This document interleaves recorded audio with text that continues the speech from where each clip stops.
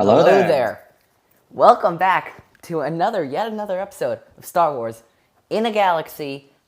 Today is a very, very special day because we are recording actually two episodes in a row. The first episode will go out as soon as I can edit it, so it's being recorded on Sunday, April the 12th, so it'll probably be out near the 13th and 14th or something like that. And then the next one after that will be released about a week from today. But this is very exciting because we are finishing Knights of the Old Republic. We watched the last... Finally. Yeah, finally. I know, right? We watched the last hour and 20 minutes because it felt weird to just do like a 20-minute episode when we can just polish the last bit off. But we've done it. This episode Sure covers... did. This episode covers 3 planets. We got the end of Kashyyyk. We got Rocket Prime, and we have My favorite, Rocket Prime. Rocket Prime's a pretty awesome planet, and it has some pretty interesting speciesal stuff. But first, I'd like to go to Kashyyyk, and All right, Kashyyyk it is. so when we last left off, Revan found Freyr, who's I was about to say Chewbacca. No, it's Zalbar's dad.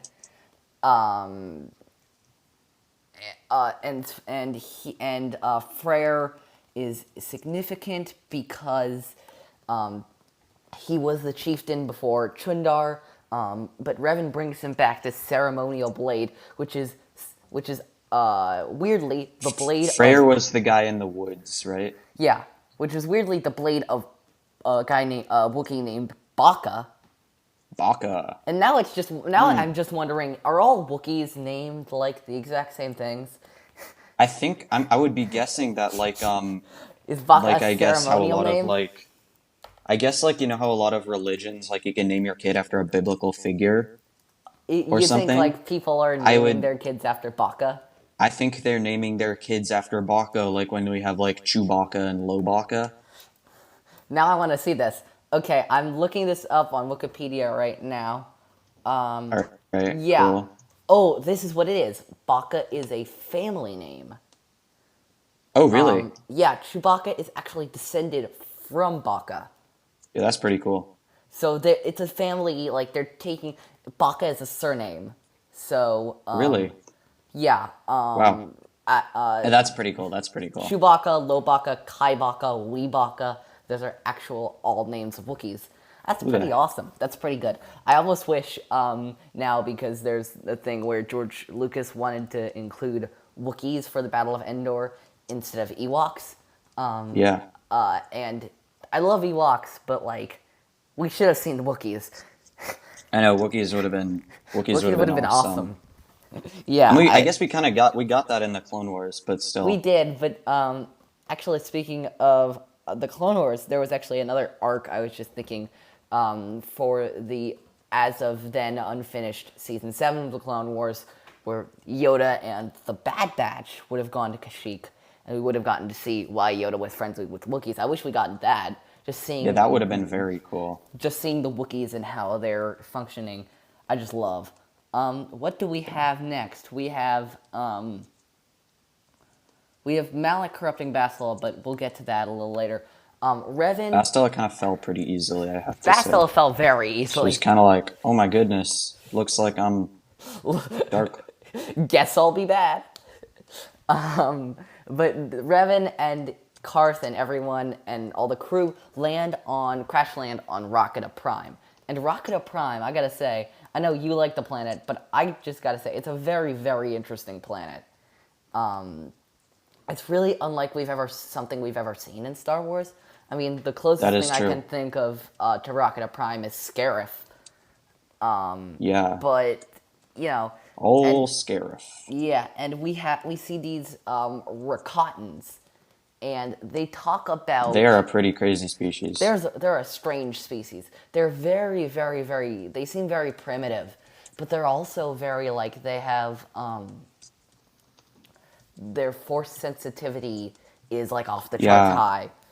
They're like And one of ththose species where like, it's like the whole species kind of, I guess, yeah, is force sensitive. is like at least in some somewhat force sensitive. I think Yeah, that's kind of it's an very interesting idea. it's very interesting. No, what I failed to see, so they have so there are these two rival clans of Rakatans.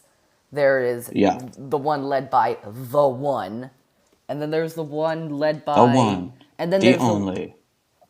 the one, the only, and then there's the one called the Elders. And Oh this yeah. is a weird part of the story because I never really get the sense that one is like bad and one is good. Yeah. They both say, "Oh yeah, the other is terrible. The other is bad." But they both seem very alike. I don't I think there was a creation of a conflict that didn't need to be created in that way. It just felt like it was like, "Oh yeah, we need something to happen on Kashyyyk other than the not Kashyyyk, Rakata other than the temple." And so it was like, yeah, we just it felt very the conflict felt very very It very felt forced. forced. Yeah. Yeah. I don't know. Yeah. And the And way I don't know. It felt kind of errandy to me. it I mean, a lot of things in this game felt R&D, but it did feel R&D in a way that Kashyyyk didn't, that Korriban I didn't, guess. that Yeah. Manan didn't, that even Tatooine didn't. Yeah, it's very interesting, the Rakatans' way of doing stuff. And I also remember, if you saw that Jolie and Juhani wanted to join Revan in that ritual thing, but the Yeah. Rakatans wouldn't let them. In my That was version, very when I was playing interesting. KOTOR, I'm like, okay, you can have it, and I entered the temple alone. I'm pretty sure. Wow. But no, Revan somehow persuades them to let Jolie and Juhani in, and you face, it doesn't show this here, but you face tons and tons and tons of Sith Marauders and assassins and all of those people in there, and they are hard. It's one of the hardest levels in the like. It's one of the hardest places to clear in terms of combat in the entire game. I Really? would say, yeah. I remember playing it. I'm like, oh, this is hard. What's even more interesting is we have Bastila. We have Bastila's fall, and I guess that's really a good. This is really a good time to talk about Bastila's fall. For me, Yeah. Bastila's fall does not make a lot of sense. It felt like they had to have another "I am a Jedi" moment. Yeah. That's what I bothers me a lot about Revan's I'm a journey. Jedi, It's like like my father before me. yeah, Yeah. it's like Luke has an I am a Jedi moment. You know, he Yeah. Yeah. on Death Star. Anakin has I'm trying to think of a good I am a Jedi moment for Anakin, but actually he kind of betrays that part of him. Rey, you know, she has her double lightsaber moment. It feels like Revan has like 5 of those moments. It feels like they're just trying to constantly say, oh yeah, he was dark, but he's good now, but he's good now, but he's good now, but he's good now. They Yeah. keep trying to instill it, and it's like, yes, we get it. He's good now. We were bad, but now we're good. I can't help but think of that song. No kidding. But Bastila's betrayal is just another. A lot of there are a lot of extraneous subplots in the last half hour that just don't seem to be made. That they don't seem to be for any reason. Bastila's Huh. turning to the Yeah. dark side. Like, what I think would have been more interesting is more focus on Malak, and I think that's what the last part of the story needed. I think it needed more focus on Malak because, and I've talked to you about this before, Jacob, and I've probably Yeah. talked about this on the podcast. But like, what has Malak done up to this point? What has he actually Doesn't. done to be frightening? Yeah. He Yeah. hasn't done anything to be really, really frightening. everything frightening about Malak is actually just, at least in my opinion, everything frightening about Malak is all about what's around him. His forces ravaged the Jedi Temple. Well, yeah, okay, his forces did that. What did he do? We don't know that he actually Yeah, I did see what you anything. mean. And then there's the thing where Malak, like he does the thing with the bodies on the Jedi, on the Starforge, where the Jedi's bodies are hovering between life Yeah. and death, and they're giving him more power. Again, that's the Starforge, not him. We don't really have it. Just like Vader Well, in A New Hope, we have many, many reasons to believe he is a threat. He executes his own officers for insolence. He duels Old Ben, and Old Ben is forced into a place where he has to sacrifice himself. Malak, it's just like, okay, he turns someone who could be easily turned to the dark side anyway to the dark side. He sent his forces to ravage the Jedi Temple. yeah. What did he actually do to, it's at this point it's like Calo Nord is a more effective villain than Malak. I don't even know who Calo Nord is. One, Case two, in three. point. 1, 2, 3. Oh, that guy, the bounty hunter. Yeah, he's It's more of been an a while effective since villain. I. He's more of an effective villain in KOTOR 1, and honestly, the three Sith Lords in KOTOR 2, more effective villains than Malak. Like, it's honestly, I'm gonna go out on a limb here. I think Snoke is a more effective villain than Malak, Wow, I don't and know. I feel like that guy got taken out by like a punk. a punk. He did. He did not see the lightsaber that was so obviously pointing at him. Yeah, I know. I That mean, was I know like, it was by arrogance, and I do really like that twist, but it's still like he was a puppet. But I still think he's a more effective villain than Malak is. okay, I can empathize with that. That's just me. Do you have anything you want to talk about Bastila or the Starforge or Uh, Rocketa? I don't know, not really. It feels like there's kind of a recurring theme. I don't want to be overly harsh, but I feel like I'm noticing a recurring theme of there being oh, they're like, oh no, that like you defeat the dark side person even though they say they cannot defeat it, and then the dark side person says, impossible, I cannot be defeated, I'm a dark lord of the Sith. It's That like, does seem. well, It's wait, like it happened to Juhani. it happened to It Juhani. It happened happened to to Bandon. It happened to it happened to Bandon. Bandon. It happened to It happened Bastila. to Bastila. It happened to Malak. Yeah, it just Did they just go like, okay, we're gonna make one defeating Dark Lord line and then just Command C, Command V, we're done. So, you're right. All the Sith Lords have the same reaction to being beaten. That is we're just hilarious. like, oh no, how did this happen? How did this Like, happen? I'm invincible. how did this happen? It makes me think of the Bill Wirtz. Yep, absolutely. I was. And then we were defeated. How did this happen? That's impossible. No, no, that's not true. That's impossible. it. I definitely see that, and it's like. Also, here's another thing. I wish KOTOR. I'm not sure how KOTOR would have done this, but I wish they'd introduced a new force power. Like, that's something new Star Wars things do all the time. But, all the stuff that KOTOR does is, push, lightning, healing, more lightning, even more lightning. It's like Malak. I guess you could say they introduced the concept of draining life via those capsules, and all I can think about is the Malak event in Galaxy of Heroes now, where you have to constantly play around with those Jedi, and you have to. It's a whole puzzle thing. So yeah, it's interesting to me that they stayed very, very textbook with their applications of the Force. Yeah. Let's see. I'm trying to think of others. Oh yeah, let me just say this. where aren't the Mandalorians? It's like in this galaxy, the Mandalorians can just like They're everywhere. they're everywhere. How are they everywhere? They just lost a war. It's like they should be like imprisoned by the Republic and stuff. No, they're on Terrace, they're on Dantooine, they're on Rakata where no one is. How are they everywhere? It does not make much sense.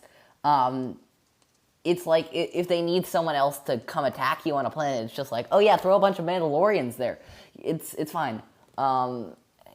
Also, what I think, I just thought of something. Another more effective villain than Malak, the Circa Corporation. The Circa Corporation is a way more effective villain than Malak because they're faceless. And they actually do stuff. They enslave the Wookiees. They. Oh, capture me, a Wookiee. Sabotage the appanage of a Boston spy. No, For spice. I said precisely. Yeah. So, like, what I'm saying here is Malak is not a very effective villain. Also, what I feel like is unnecessary, I don't know if you agree about this one, Admiral Dodonna and Admiral Kareth at the end, do they really need to be there? Like, what did they actually do? Admiral Kareth, his only role was to mention to Karth that Revan is Revan. Admiral Dodonna is, like, why do we need to know about Admiral Dodonna? Yeah, I know. Like, it does not, it's like, we needed what you doing here? I love this.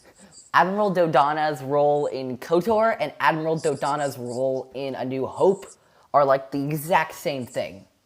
Yeah, it's almost like they need another Admiral Dodonna to fill the role of Admiral Dodonna. So they're like, okay, the Dodonna family stems back thousands of generations, and oh, I just thought of something. Remember when Malak was getting his jaw fixed? I don't know if I do. Oh my god, it was hideous. I winced when I saw it. Someone was going to visit Malak. Give me a sec. I'll send you a picture of it. It's so terrifying. It's not terrifying. It's just so wince-worthy. Here it is. I got it right now. Give me a sec. I'm sending you a picture of it. Okay. Check your text. Okay, there we go. There it is. I'm still waiting on it to come through. Goodness gracious. Like, what is that? Why did they have to add that in there? Why did they have to add that in there? He has no jaw. Like, what? Why? How's he even breathing? How is, like, I understand that repairs to his jaw have to be made, but, like, they did not need to add that in there, and it just looks dumb.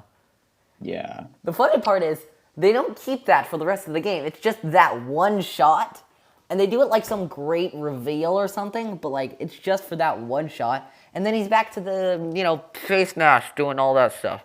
Yeah. I guess we're supposed to be intimidated? I guess we're supposed to be spooky. I don't know. Yeah, let's see. I'm trying to... Oh, yeah. I feel like we've had this conversation before, but how is it that, like, Bastila is the only Jedi who has battle meditation, and just capturing one Jedi apprentice who isn't actually that powerful on the scale of, the great Jedi Masters, how is she the one who has the battle meditation? Like, I know. You think the other Jedi... Isn't she like a Padawan too or something? Yep. She still hasn't been knighted. Wow. As of all of this, I think she still has not been knighted. You'd expect at least like a battlefield promotion or something. She's literally on the front lines, like in the flagships. Well, she did turn to the dark side pretty darn easily. Oh, that's true. Yeah. So, I'm not even sure if she's ready to be a knight. What else? Oh yeah. By the way, the Starforge, I'll give the KOTOR writers a little bit of credit. At least you didn't make another Death Star. You just made something that was like 85% like a Death Star. You blew up my what? The thing where it says like the Starforge itself, it's like it's more than a ship like builder. It's like this whole thing. Like, yeah, I don't know. I found that part to be kind of cool. I thought it was interesting. I just thought like they were trying to make some big reveal out of it, but like it was like okay, so it's kind of like a dark side fueled ship. Okay, yeah, sure. It can still be destroyed though, like a normal ship or Death Star or Starkiller Base or any of the other dozens of super weapons they have in Legends or canon. It's like geez, why does everything need to be like Why does I everything need to be so big and bad? why You does know? why do they need a death like I understand like something like the Force Awakens. I understand they needed Starkiller Base because they were trying to do some sort of soft reboot, and it was like it was a rolling eyes moment, and it was like okay, I guess. But it's like KOTOR does not need a Death Star. Episode 9 does not need a Death Star. Yeah. Not everything needs a Death Star. They blew up my what? Seems like every Star Wars movie from now on is gonna have a "you blew up my what" moment. It does. It really does. It's like, you know, I will say, like, it's at least right now. It's like it's the Death Star, but with a twist. It's like a Star Destroyer. That's a Death Star. It's still not. Yeah. It's still not good, but it's better. Or it's like a Yeah. Death Star that isn't a Death Star. Instead of it having an explosive laser, it just sends out millions and millions of and unlimited potential of starfighters. You Which gotta have give smaller explosive lasers. You gotta give Yay. credit where credit is due, Eli. You gotta give credit where credit is due. Small That's changes. so innovative. So innovative. So innovative. Like, really. It's also, let me ask you something, okay? Yes. Do you think that Malak, after being beaten by Revan at the very, very end, Yeah. seeks a little bit of redemption? I feel like it was kind of a redemption moment, which I kind of, it made me, I have to say, it made me roll my eyes a little It bit. did. It made me roll my eyes a little bit too. It's like, okay, Because, Vader like, has his redemption. That's awesome. Great moment for Vader. Amazing. And it Kylo would've Ren. been- Kylo Ren. A little bit of an imitation for Vader. Gets redemption a slightly different way. That's fine. But it's like, does every Sith Lord have to have redemption? and it's not even in other things in Star Wars. It was in the series, too. You had the Juhani moment and the Yeah. Bastila moment. And like technically the Revan moment. Yeah. Where he It realized was- it's like, does everyone have to be redeemed? I don't know. I mean, I guess it's like a nice. It's a Star Wars I guess theme. it's a nice moral, but it just It's a feels nice a little moral bit like, and it's a Star Wars thing, but when you have everyone do it, the actual action of that thing feels very, oh, it's this again. it feels like kind of a San Andreas moment, like the oh shit, here we go again. You know? No kidding. It I gotta say, this is why I think the last half hour of KOTOR, or at least like the last hour at least, is probably arguably I think the weakest moment, the weakest part of KOTOR because it goes too much into cliche. I see that. I agree with that. I guess. Yeah. It's weird because it's I think of a lot of stuff. There's a continuum of cliches versus subversion. So we have a scale, on the left side is Force Awakens, which is huge into cliches, nostalgia, all of that. On the right side, of course, we have Last Jedi, which is subversion as far as the eye can see, and stuff like that, But on that continuum, KOTOR is very, very, very close to Force Awakens, extremely close to the Force Awakens. Yeah. It leans very heavily into I mean, it does some interesting things. It provides us into I'd say at least the last half. It does some interesting things, but it leans very, very heavily into that cliched part of the lore, I guess you could say. Yeah, I would be inclined to agree. Now, I would. I think you people listening to the podcast have probably noticed that Jacob and I have avoided all this time talking about KOTOR as a game, as a full story at length. Yeah. And we've done that on purpose because next episode we are going to be doing exactly that and I guess Oh boy, I'm excited. I'm excited to do that too. I guess we'll see you guys next episode. And then that will be the final episode of season 1. Just a heads up, season 2, which will be coming out regularly, will be covering the first 2 movies of the prequel trilogy. Let's go. Wait, 2 in 1. Oh my gosh. Yeah. I'm excited now. 2 in 1 season, yeah. Special deal. But anyway, so I guess we'll see you guys next episode, and we're about to record the final episode. We'll see you guys. All right. See you soon. May the Force be with you.